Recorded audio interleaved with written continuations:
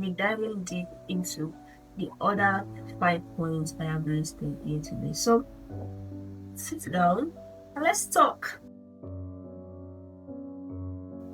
So the first point is different parts of your freezer has different temperature. Yes. So I often see people making this mistake when they stock up their freezer without putting it in mind that different parts of the freezer has different temperature. Now, I'm talking about both, especially the chest freezer. Now, the base of the chest freezer is more colder than the base of your freezer is the coldest part of your freezer. The basket, that white net in your chest freezer is the warmest part of your freezer. It serves more like a fridge and not a freezer. So that white basket, just let me show you the white basket. This is what I'm talking about. I don't know what this is called, and please, if you do, just let me know what it's called in the comment section. So this in your freezer actually serves, in your chest freezer, actually serves the function of the fridge. So we're going to put everything in this. Ensure it's something you are going to consume within 3 days. That's the first tip note. Ensure it's something you consume in the next 3 days. Or something that does not require freezing, like freezing. You understand? So basically, you can put something like the locust base. Yes, there's something you'd probably always pick from your freezer most constantly. Like your locust base does not really require freezing like that, so you can keep it here. If you have a food you are going to eat tomorrow, you can put it there. You understand? So don't make that mistake. Even when you are creating your ice pack, don't put your ice pack here. That's another thing to note. Your ice pack should be at the lowest part of your freezer. Do you understand that? Another thing is that so your ice pack should be at the lowest part of your freezer, and the food, the longer you want your food to stay in your freezer, the lower the food should be in your freezer. You want to keep something for like 2-3 months, let it be at the base of your freezer. You want to keep it for 3 weeks, but if it's going to last for 5 days, I would recommend let it sit at the base of your freezer at a very lower. I would have loved to show you, but then I have a lot of things in my freezer. I can't start unpacking. You understand? So at the lowest part of your freezer, and that's something that if you have something you want to use the following day, but then you don't want to leave it on the kitchen table, but you want it to still be cold but not frozen, you can just keep it in that basket. So that's why sometimes you keep things in your basket and you find out that it has spoiled 3 or 4 days after. The question I should have, if your freezer is not faulty, then probably you are storing it in the wrong. The third point I'll be speaking on now is that keep your food in the proportion you want to use it. So this cannot be overemphasized when it comes to your freezer. Yes.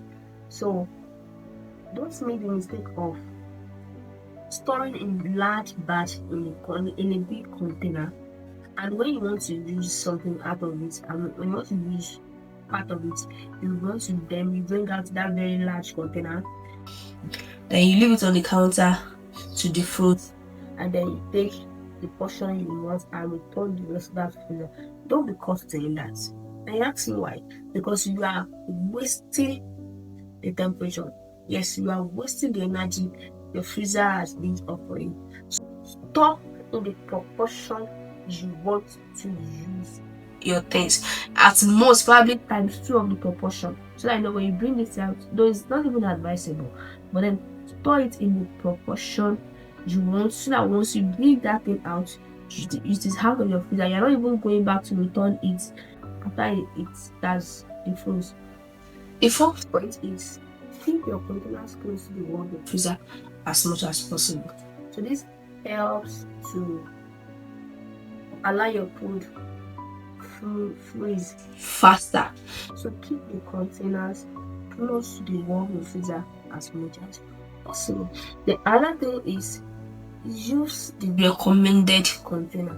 Yeah, I know that this might not work for everybody, but if you can afford it, it is preferable to use a recommended container, because one thing I come to notice that those containers help to keep your food frozen longer than all other containers. Alright, so this you can see now these are two containers, and okay, this is what majority of us are familiar with, which is actually okay if you cannot afford this. Although some of these things are not really that very expensive, but then if you are planning a birthday for yourself, instead of going to do photo shoots and expect 20,000 for photographer, or sometimes you can use your phone to snap.